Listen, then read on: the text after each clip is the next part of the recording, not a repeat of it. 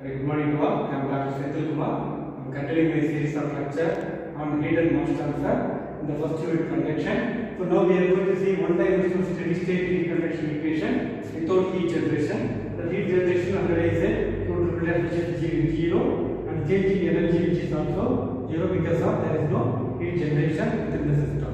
We consider a slab here. Yeah, slab. In that there is a temperature inside penetrating in the lab, which is said to be T1 and exit temperature is said to be T2. The heat given is Q, not Q, the heat given is Q. Here, when we see the equation of a one-dimensional steady state, that is dou by dou x, K into dou T by dou x, which is equal to 0. We know that K is nothing but thermal conductivity. Thermal conductivity, which I already said, where is metal to metal, where is condition of the metal, which is when the metal is moisture, when the metal is having higher affinity to join with the metal, cohesion and adhesion property and fracture property and ductile property.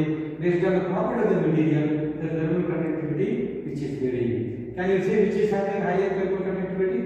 Yes, diamond is having highest thermal conductivity, which is more than 1000. Now coming to the equation, we have simplified the equation for only one dimension, which is traveling from one direction. So k is the d square t by dx square differentiation from the partial derivation, which is equal to 0. This is taken as the equation number 1. So here, when we go for only for the derivation without knowing the thermal conductivity, we are taking only the differentiation d square t by dx square, which is equal to 0. Where integrating the equation, we will be getting a theoretical equation. Purpose is to derive an equation. So we will integrate dt by dx. We know that which will be a constant. There will be a constant. So if we integrate again the equation number 2, we will be getting t is equal to c constant with the x plus constant 2. Two constants will be coming here in the equation number 3. Now, to determine the constant c1 and c2, we have to apply the mathematical techniques, applying the boundary condition also. The boundary condition we already studied in the previous semester also. So here the metal thickness, which is said to be the x is said to be the thickness, so which is starting from 0 to L.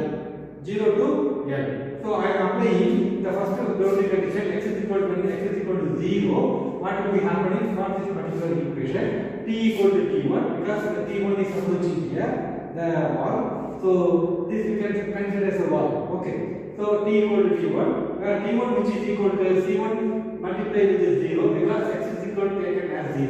X is taken as 0, hence C1 x, this x becomes 0 here. So C2 is there. So T1 which is equal to C2, this is the equation number 4. This is the equation number 4. Coming to the next boundary condition, the next boundary condition is x is equal to total here, x is equal to here. So x is equal to here, T equal to T2, because the exit temperature is T2. So T equal to T2. T2 we know that C1x plus C2. C1x, x is equal to here given, I have supplied here, and T2 is C2 is nothing but T1. I have applied T1 here. I have applied T1. So when I simplify, C1 which is equal to T2 minus T1 divided by L. This is supposed to be our equation number 5. Equation number 5. Coming to the further simplification, so the equation number 3. From the equation number 3, we are substituting here T equal to C1. C1 is T2 minus T1 divided by L. So C1 is T2 minus T1 divided by L, and followed by multiplication of x, product of x, plus C2. C2 is supposed to be T1. We have found already. C2 is T1 from the equation number 4. So when we substitute this value here in the equation for further simplification, so here T minus T1 divided by T2 minus T1, which is equal to x already available here, divided by denominator L is there. So the equation T minus T1 divided by T2 minus T1, which is supposed to be equal to x by L. This is the equation number 6. So this equation gives the temperature distribution across the plane wall. So here, that the same equation written here, T minus T1 divided by T2 minus T1, which is equal to x by L. What is T here? This is a value supposed to be 4. They will be giving somewhere else here at the point. What will be the temperature T of x?